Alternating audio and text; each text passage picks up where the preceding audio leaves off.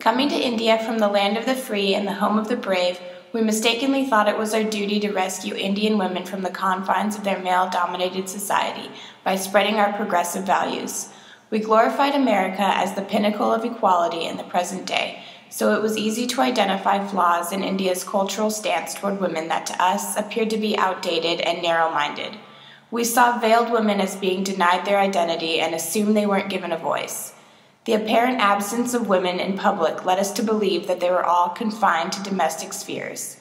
In our minds, these women wanted and needed liberation, and we were here to help them achieve it. We were well versed in the benefits of women's empowerment initiatives taking place globally in an effort to alleviate poverty. An educated woman is more likely to postpone marriage, delay childbirth, have fewer children, invest more thoroughly in her family's health, education, and overall well-being.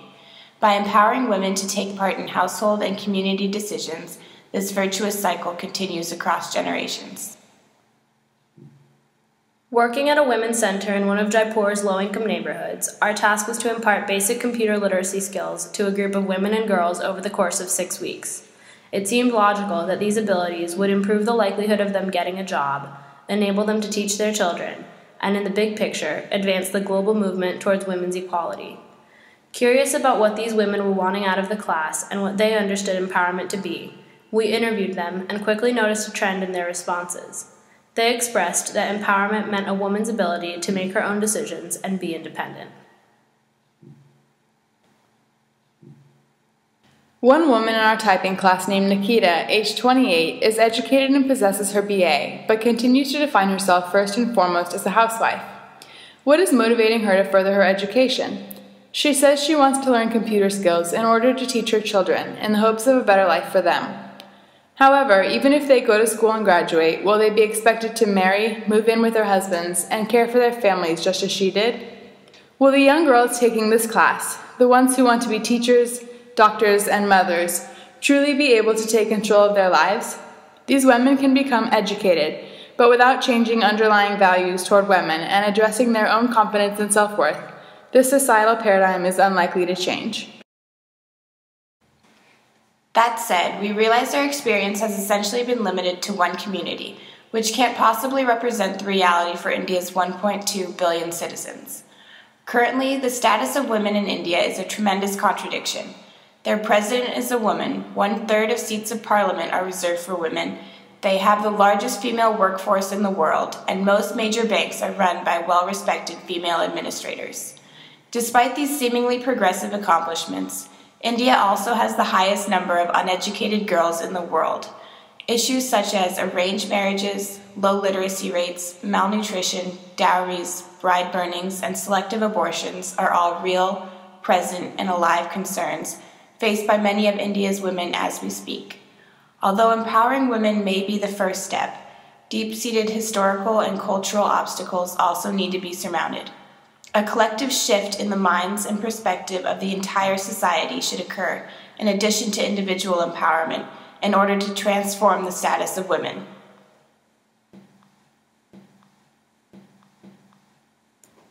The contradictions exposed in the conditions of women in India led us to delve deeper into our own reality and perceptions of empowerment in the United States.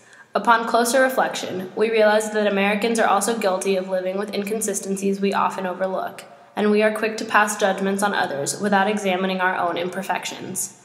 We assume that educated women are automatically given equal opportunities, yet wages remain disparate, and women are rarely seen in executive positions of businesses, schools, and other institutions.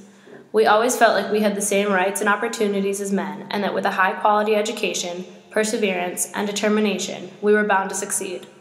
After all, that is the prevailing theory in the United States. We are all capable of excelling in school, obtaining advanced degrees, working hard, making money, and improving the quality of our lives. Those who are unable to do so are reprimanded for simply not trying hard enough.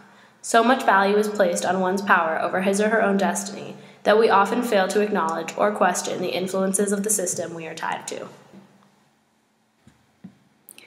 We found ourselves face to face with the reality that we as Americans still live in a patriarchal society and that it's only been chipped away at over the years. How can we claim to be empowered and try to replicate this model elsewhere without ever challenging our own paradoxical standards? Women still have to work harder to earn respect and credibility in the workplace, and fighting against discrimination and unequal wages remains a persistent struggle. In today's world, we revere successful women in politics and business, the ones who've beaten out men at their own games. But when will we realize that the playing field needs leveling?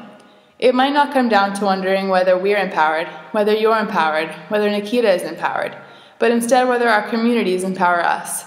Deeply entrenched societal expectations and gender roles all around the world need to be addressed before individual empowerment can amount to profound change of any kind. We've come a long way, but we definitely don't have all the right answers yet. Perpetually trying to adapt to a world designed by and for men isn't the answer, nor is striving for female dominance by simply tipping the scales.